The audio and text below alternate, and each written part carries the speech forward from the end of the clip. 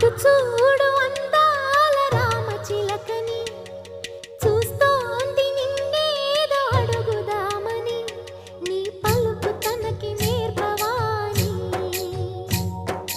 ఇటు చూడు చిన్న